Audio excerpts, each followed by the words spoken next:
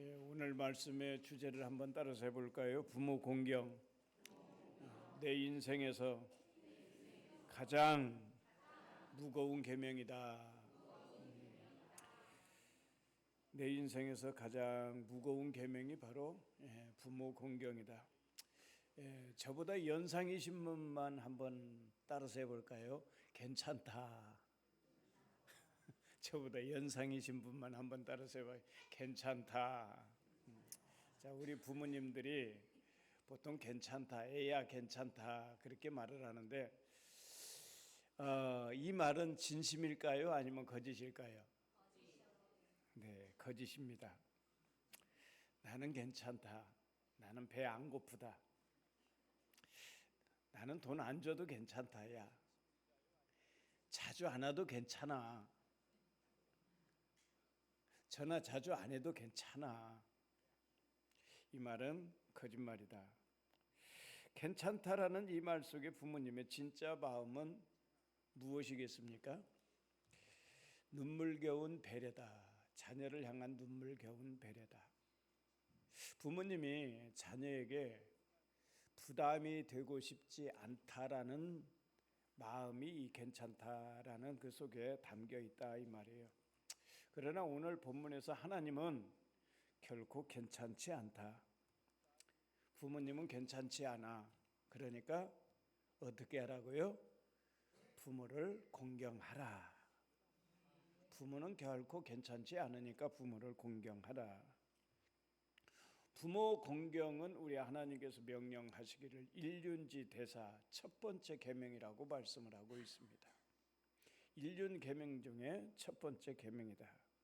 오늘 신명기 5장 16절의 핵심은 바로 공경인데 이 공경이라는 단어가 히브리어로 카베드라 얘기를 하는데 가장 무겁다라는 그런 뜻을 가지고 있습니다. 가장 무겁다, 가장 중요하다.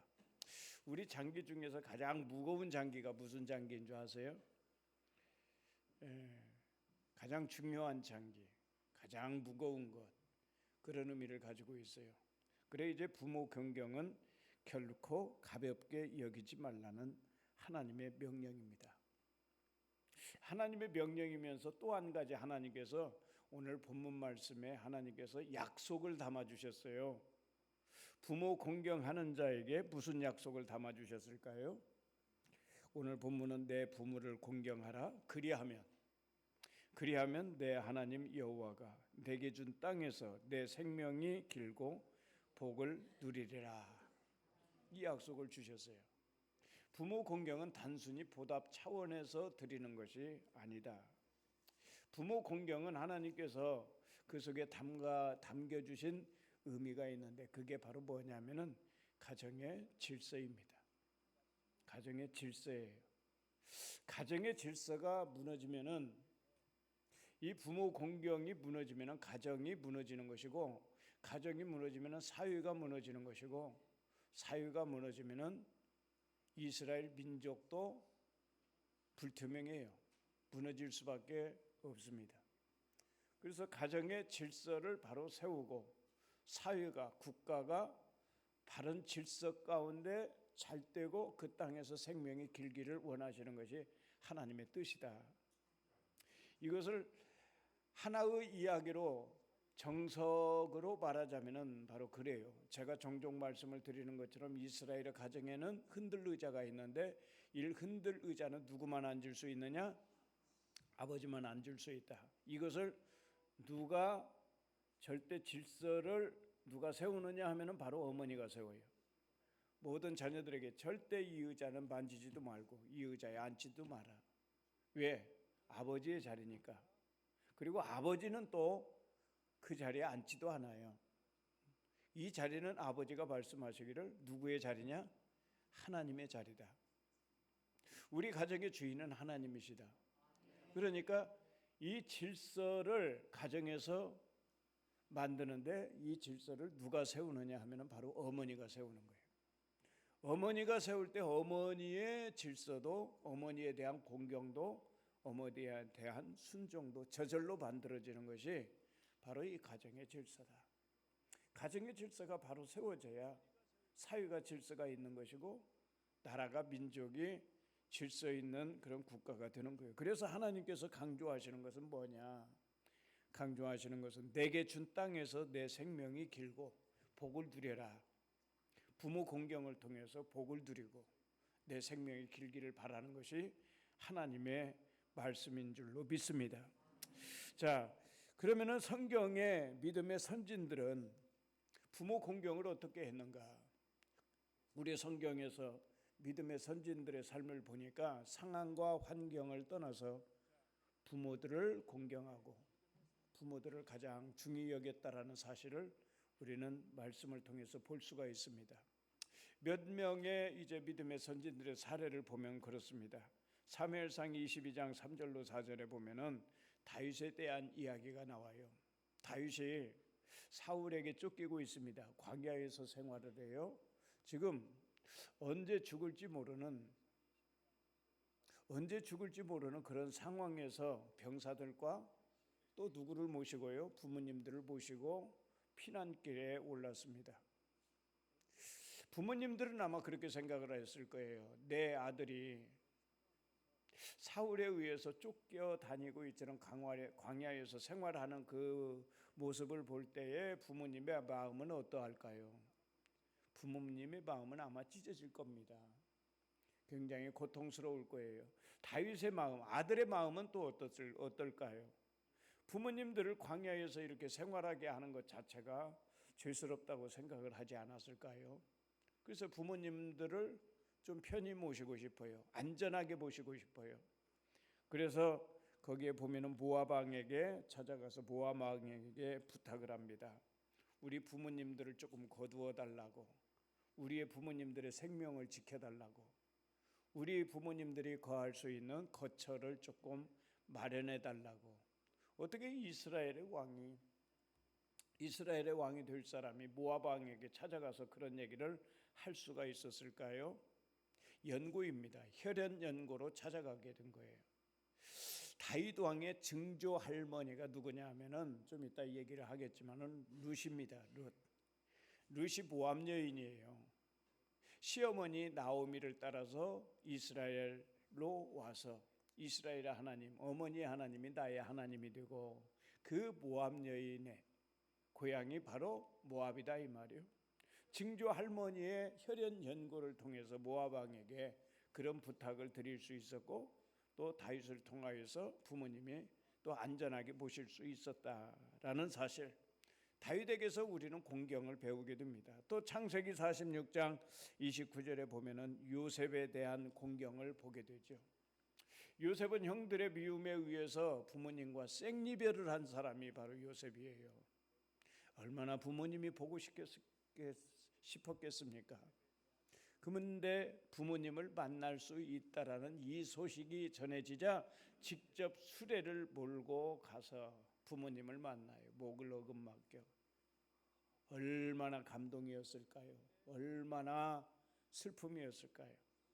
그리고 그 부모님을 고센 땅으로 모셔서 임종할 때까지 극진히 모셨던 아들이 바로 이 요셉이었다라는 사실입니다. 룻기 1장 16절로 17절에 보면은 아까 방금 말씀을 드린 대로 룻에 대한 이야기가 나와요. 시어머니를 따라서 이제 베들레헴으로 돌아오게 되는데 이 룻은 남편이 어떻게 되었습니까? 남편이 죽었어요. 시어머니는 나오미 홀로 남게 되었는데 나오미의 그때 상황은 어떻습니까? 나오미는 원래 기쁨, 즐거움이라는 뜻이거든요. 즐겁다 이 말이에요. 행복하다, 즐겁다. 근데 나오미는 당시에 뭐라고 했느냐? 나를 나오미라 하지 말고 마라라 해라. 마라 알죠? 쓴물. 마라. 광야에서 마라 하면은 쓴물이잖아요. 스데슨, 괴롭다라는 그런 뜻을 가지고 있어요. 그러면은 이 괴로운 나오미의 삶 속에서 그의 미래에 무슨 희망을 볼 수가 있겠습니까? 남편은 죽었어요. 시어머니 홀로 있는데 시어머니 그 아무런 희망도 없고 미래도 없어요. 그럼에도 불구하고 어머니와 함께 하겠다고 합니다. 어머니의 하나님이 나의 하나님이 되고 어머니의 백성이 나의 백성이 되고 내가 어머니를 따라가겠다 이 말이에요. 어머니를 따라와도 별 볼 일 없어요. 어머니 노년에 임종할 때까지 봉양을 해야 합니다. 어떻게 봉양하죠? 사실 이삭을 주어서 봉양을 해요. 그런데 그 공경하는 모습 속에서 엄청 고생하면서 공경하는 거 아니에요. 그런데 그 공경하는 모습을 누가 봅니까? 보아스라는 사람 재력가가 봐요. 공경하는 모습을 보고서 이 재력가 보아스가 연모하게 되죠. 그래서 룻과 가정을 이루게 돼요. 그래서 보아스를 만났을 뿐만 아니라 보아스와 이 룻 사이에서 누가 나옵니까? 오벳이 나오고 이새가 나오고 이새의 아들 다윗이 나오고 다윗의 아들 솔로몬이 나오고, 그러니까 이제 왕족이 되는 겁니다. 왕족이 되는 거예요. 다윗 왕의 조상이 되는 거예요. 얼마나 놀라운 축복을 얻게 됩니까? 바로 오늘 본문 말씀에서 부모 공경, 이 땅에서 잘되고 내 생명이 길리라, 그 말씀이 그대로 공경을 통해서 그대로 이루어지게 되는 거예요. 뿐만이 아니죠. 이 롯은 예수님의 족보에 올라가게 돼요. 유대인으로서 예수님의 족보에 올라가면은 그나마 다행인데, 이방 여인으로서 그것도 이방인으로서 예수님의 족보에 올라가는 엄청난 축복을 누리게 되죠. 또 에스더 7장 2장 7절이나 20절에 보면은 에스더 왕후에 대해서 나오고 있습니다. 에스더 왕후는 일찍이 부모님을 여의게 돼요. 천하의 고아가 된 거죠. 그런데 이 천하의 고아가 된 이 에스더를 누가 양육하는가 하면은 사촌 오빠가 양육을 합니다. 사촌 오빠가. 그래서 이 에스더가 이제 하나님의 은혜로 승승장구해가지고 잘 때예요. 하나님께서 사람들이 이 에스더를 그냥 좋아하게 하고 괴물없게 해서 그냥 사랑스럽게 해서 그냥 위하고 싶은 마음, 그냥 도와주고 싶은 마음, 그런 마음들을 주변 사람들에게 하나님이 부어주셨어요. 그 마음들에 의해서 에스더가 승승장구해가지고 왕후가 됩니다. 왕후가 된 반면에 사촌 오빠는 어떻게 살아가고 있어요? 대궐의 문지기로 살아가고 있어요. 여러분, 왕후와 대궐의 문지기, 어떻게 보면은 사촌지간이라고 해도, 도움을 받았다고 해도 이 왕후의 입장에서는 무시할 수도 있죠. 무시할 수도 있어요. 그런데 그 사촌 오빠를 무시했습니까?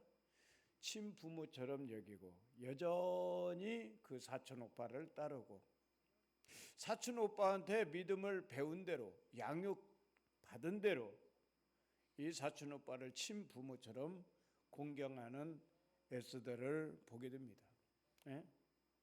얼마나 멋진 여성이에요. 성공하면은 내려다보기가 쉽거든요. 그런데 우리가 자녀의 입장에서 우리가 성공을 했을 때에 우리는 어떻게 해야 합니까? 내가 성공한 만큼 부모님들을 더 높여드려야 되고 부모님들을 더 빛나게 해드리는 것이 자녀의 도리인 줄로 믿습니다. 그리고 요한복음 19장 26절로 27절에 보면은 우리 예수님께서는 인류의 죄악을 지시고 십자가 위에서 그 모진 고통, 십자가의 고통은 1000번의 죽음의 고통이라 그렇게 얘기를 하잖아요. 십자가의 죽음은 말로 어떻게 표현할 수가 없어요. 데이터가 없습니다. 그런 십자가의 죽음을 당하면서 그런 고통 중에서도 예수님께서 제일 걱정하신 것이 뭐냐 하면 바로 마리아 어머니셨어요. 그 어머니를 이제 사도 요한에게 부탁을 하면서, 어머니를 부탁하면서 우리 예수님께서도 공경의 도리를 다하시고 본을 보이셨다는 사실이에요. 우리도 믿음의 선진들처럼 우리 각 가정에서, 우리 각 가정 안에 계시는 부모님들에 대해서 부모를 공경하는 것이 무사람들에게 보이고 증명이 될 수 있는 우리 사도행전교회 온 성도님들이 될 수 있기를 예수님의 이름으로 축복합니다. 우리 성도들은 가정에서 부모 공경이 되어야 되고 부모 공경이 증명이 되어야 되고, 증명이 될 때 진실로 우리가 하나님에 대한 신앙이 진실이라고 말할 수가 있을 것 같습니다. 요한일서 4장 20절에 말씀을 하죠. 보이는 것과 보이지 않는 것. 보이는 형제가 있고 보이지 않는 하나님.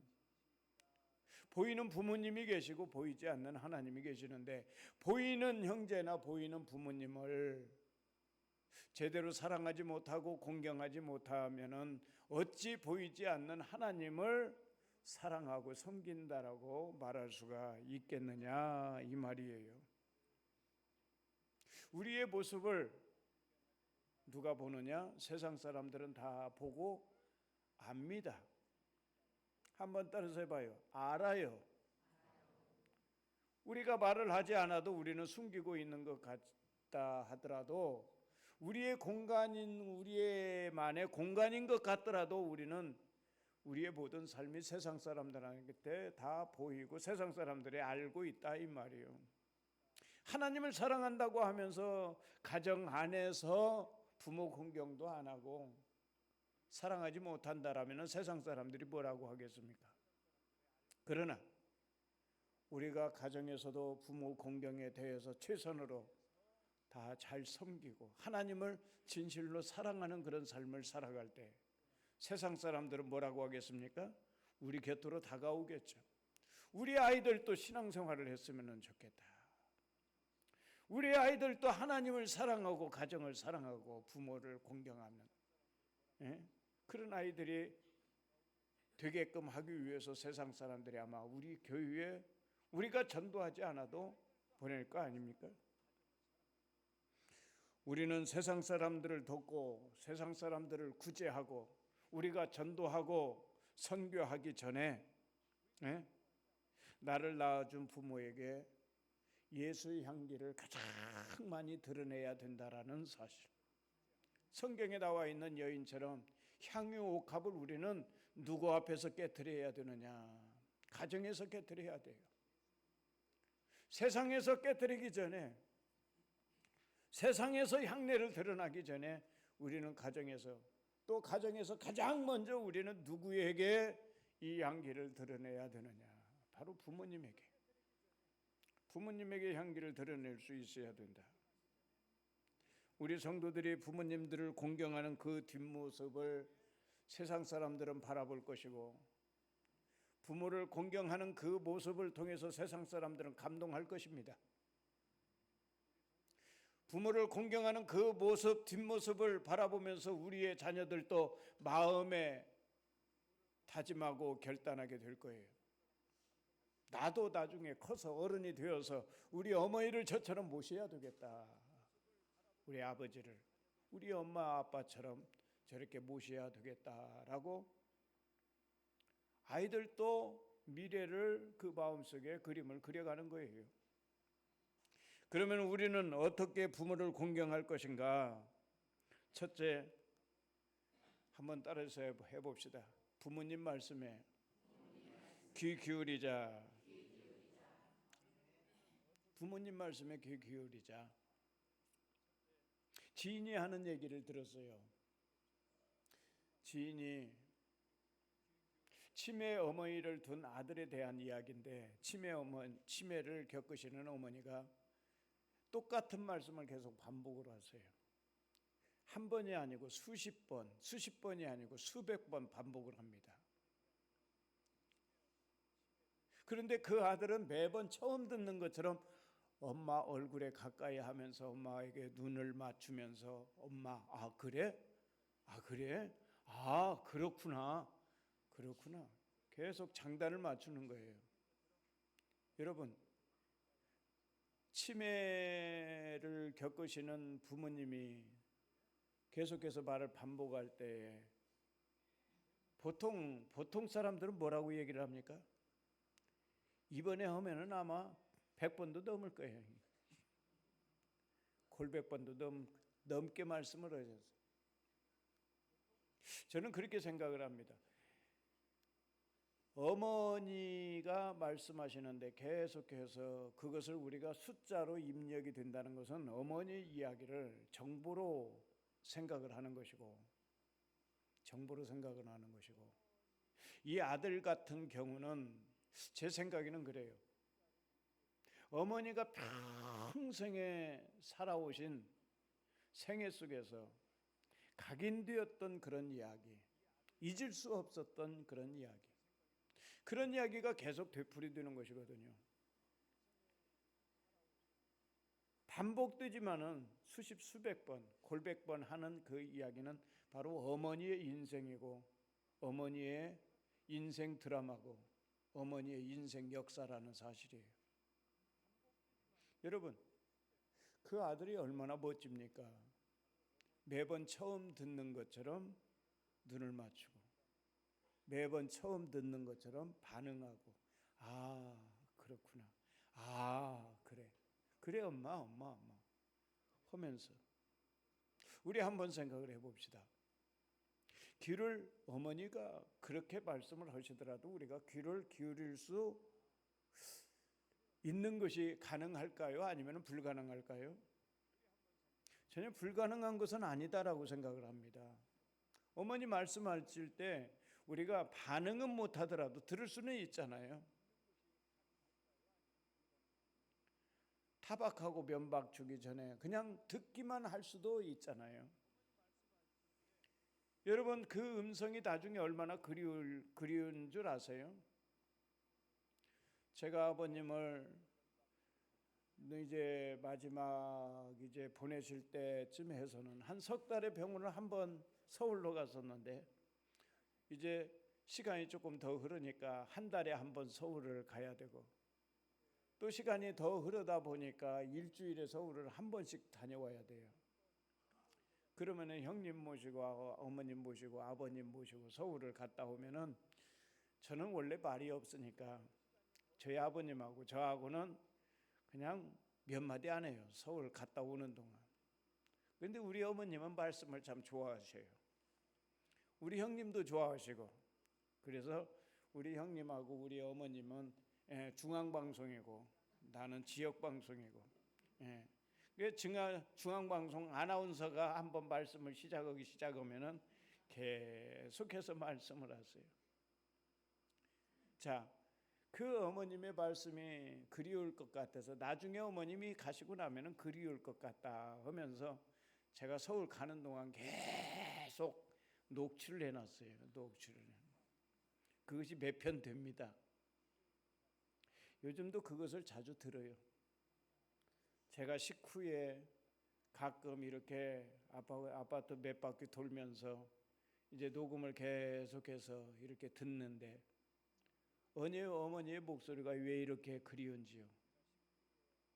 왜 이렇게 그리운지요?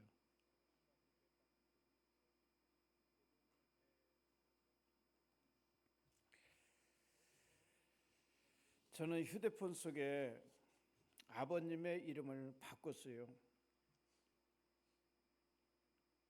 저는 아버님 그 휴대폰 그 프로필 이름이 존경하는 아버님이었어요. 그런데 그 앞에다가 수식어 하나를 더 붙이기를 하나님의 통로 존경하는 아버님. 왜 하나님의 통로라고 했느냐? 우리 모두 다 마찬가지예요.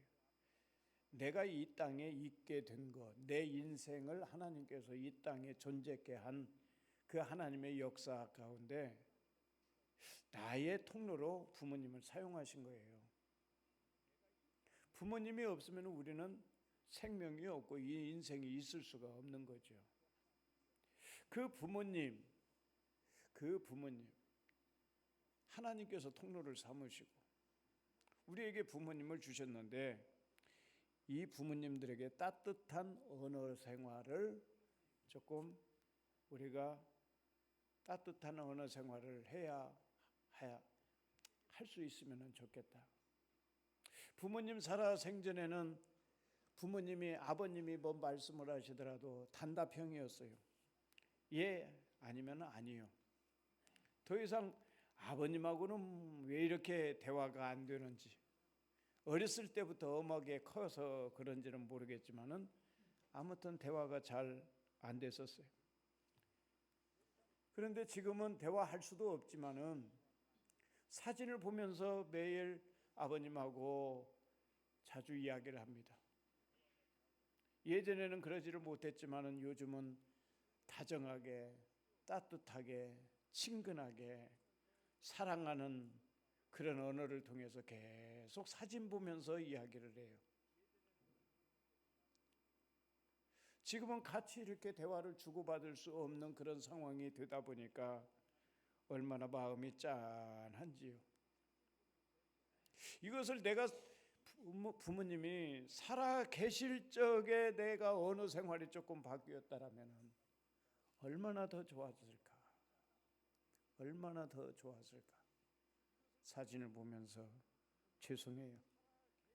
죄송해요. 그때 그러지 못한 것을 정말 죄송합니다. 세 번째로는 여러분들의 스케줄 가운데 부모님과의 스케줄을 조금 더 신경을 써보자라고 말씀을 드리고 싶습니다. 내 스케줄 가운데 부모님은 몇 순위인가? 물론 저는 일주일에 한 번 부모님과 만나는 날이 있었습니다. 그런데 지금도 아쉬운 것이 나의 가장 귀중한 시간은 내가 아버님에게 드리지를 못했구나. 그런 안타까움이 없지 않아 있어요. 내 많은 스케줄 가운데 이것저것 빼고 나서 나머지를 아버지께 부모님께 드리지 않았나. 여러분들의 스케줄이 어떻게 될지는 모르겠어요. 물론 바삐 살다 보면은 많은 인간관계 또한 생업 여러 가지로 바쁠 수도 있겠죠. 그러나 부모님은 내 스케줄에서 내 인생 스케줄에서 넘버 원이 되기를 주님의 이름으로 축복합니다. 그리고 마지막 한 가지 더 말씀드리고 싶은 것이 빠르게 변하는 세상 속에서 요즘 부모님들은 식당을 가기를 꺼려하신대요. 왜 꺼려하시느냐? 뭐 때문에? 키오스크 때문에. 키오스크 때문에. 식당에 가서 주문을 넣으려고 하면은 그냥 키오스크 눌러서 거기에서 주문을 하라고 얘기를 하니까 직접 받아주질 않으니까 식당을 꺼려한다는 얘기예요. 그런데 식당 가서요, 자녀들과 같이 가서 부모님들하고 키오스크 앞에 앉았어요. 근데 이게 뭐냐라고 물어볼 때에 자녀가 한숨을 푹 쉬면은 부모님 마음은 어떨까요? 자존감 상하는 거죠.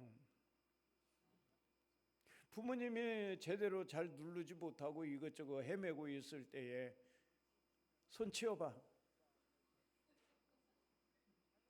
부모님 마음이 뭐 어떨 것 같아요? 부모님 마음이 자존심 상하는 거죠. 제가 한 연예인이 부모님을 모시고 식당을 모시고 갔는데 식당에서 키오스크 앞에서 부모님 손을 잡고 하나하나 눌러주면서 설명을 하더라고요. 천천히 눌러주면서 설명. 이렇게. 자, 잊어버리니까 또 반복하고 천천히 계속해서 반복하면서 하다 보니까 부모님이 깨달았어요. 이해가 됐어요. 제가 볼 때도 부모님이 성취감이 느껴지는 것 같아. 젊은 연예인인데 멋지더라 이 말이야. 멋지더라 이 말이야. 우리는 그런 뒷모습을 바라보게 됩니다. 식당에서도 그 어디에서도 우리는 뒷모습을 바라보게 돼요. 때로는 감동을 받기도 합니다. 네? 열왕기상 2장 19절에 솔로몬 왕이 어머니 밧세바를 어떻게 대했는지 보여주는 공경의 교과서라고 할 수 있는 그런 구절을 우리는 볼 수가 있습니다. 뭐라고 얘기를 합니까? 거기에서 열왕기상 2장 19절에 보니까 밧세바가 이 아도니아를 위하여 말하려고 솔로몬 왕에게 이르니 왕이 일어나 솔로몬 왕이 일어나 영접하고 절한 후에 다시 왕자에 앉고 그의 어머니를 위하여 자리를 베푸니 그가 그의 오른쪽에 앉은지라라고 말씀하고 있습니다. 어머니가 들어올 때 일어나서 어머니가 들어올 때 몸을 굽히고 어머니가 들어오셨을 때 절하고 자신의 오른쪽에 의자를 놓아 앉게 하였다. 천하를 호령하는 사람이었지만은 어머니 앞에서는 왕이 아니라 아들이었다라는 사실입니다. 옛말에 그런 말이 있어요. 배운 자식은 남의 자식이고 못 배운 자식이 내 자식이다.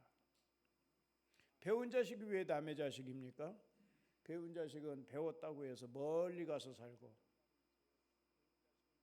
배운 자식은 배우고 나니까 모든 것이 촌스럽게 보이기 때문에 부모님도 타박하고 무시하기도 하고 그러지 않아요?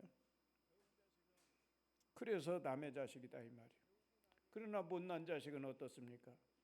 못난 자식이 내 자식이다. 어떻게 보면 서글픈 이야기이기도 하지만은 끝까지 부모님의 곁을 지켜주고 끝까지 부모님의 손을 잡아주는 사람이 때문에 내 자식이다 이 말이에요. 솔로몬은 왕이 되었지만은 남의 자식이 아니고 내 자식이다 이 말이에요. 그 어머니에게.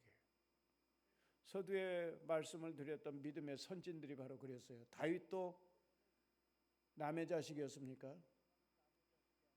부모님한테 왕이 아닌 내 자식이다 이 말이에요. 에스더도 성공했지만은, 요셉도 총리가 되고 성공했지만은 총리가 아니고 아버지에게 아들이었다라는 사실이에요. 세상 사람들은 그럴지 몰라요. 그 말대로 배운 자식은 남의 자식이고 못 배운 자식이 내 자식이라고 하면서 세상 사람들은 한탄할지 몰라도 우리 하나님의 백성들은 어떻게 해야 합니까? 오늘 본문 말씀에 내 부모를 공경하라. 우리는 아들이 되기를 바랍니다. 딸이 될 수 있기를 주의 이름으로 축복합니다. 마지막으로 성공한 딸의 이야기를 하나만 하고 마치도록 하겠습니다. 어느 어머니에게 성공한 딸이 명품을 사드렸어요. 그런데 명품 가방을 좀 들고 다니면 좋겠는데 어머니가 명품 가방은 한 번도 들지 않고 낡은 가방을 계속해서 들고 다니는 거예요. 성공한 딸이 추접스러워 죽겠어요. 좀 나하고 비등비등 맞춰서 조금 깔끔하게 하고 다니시면 좋겠는데 왜 낡은 가방을 고집하고 그처럼 그 가방을 들고 다니느냐 이 말이에요. 처음에는 몰라서 짜증 부리고 엄마를 타박하기도 했는데 알고 보니까 이 딸이 직장 생활하면서 첫 월급을 타서 첫 번째 어머니에게 사준 것이 그 가방이었다. 그 가방이었다. 그래서 그 사실을 알고 난 뒤에 이 딸이 공경에 대해서 정의를 내렸는데 뭐라고 정의를 내렸느냐? 부모 공경이라는 것은 명품이 아니라 부모 공경은 어머니의 그 마음, 어머니의 기억을 헤아리는 것이 공경이다. 그 딸이 그렇게 정의를 했답니다. 네? 그렇지 않습니까? 부모님 마음에는 소원이 있습니다. 부모님 마음속에는 기억이 있어요. 잊고 싶지 않은 그런 기억들이 있고 분명 아들, 딸의 눈에는 고집으로 보이는데 고집스러운 그 행동에도 이유가 있다라는 사실이에요. 부모님들이 어떻게 보면 자녀의 입장에서 보면 이해할 수 없는 행동들이 있어요. 그런데도 불구하고 거기에 이유가 있다라는 사실. 아무것도 아닌 말 같은데 부모님들은 굉장히 서운해하세요. 왜 그렇습니까? 거기에도 이유가 있기 때문에 그렇습니다.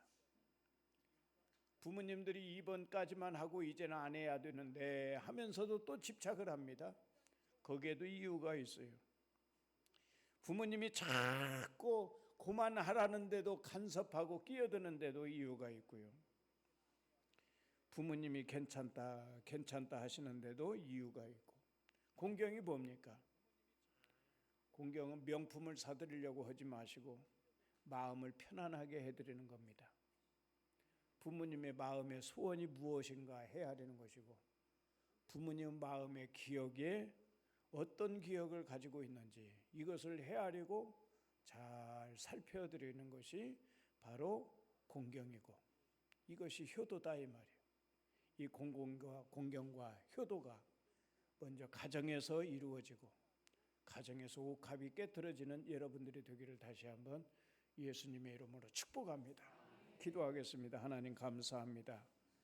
이 거룩하고 복된 날 우리에게 어버이 주일을 허락하여 주시고 하나님의 말씀 내 부모를 공경하라, 이 말씀을 가지고 묵상할 수 있도록 상고할 수 있도록 은혜를 주신 아버지 하나님 감사합니다.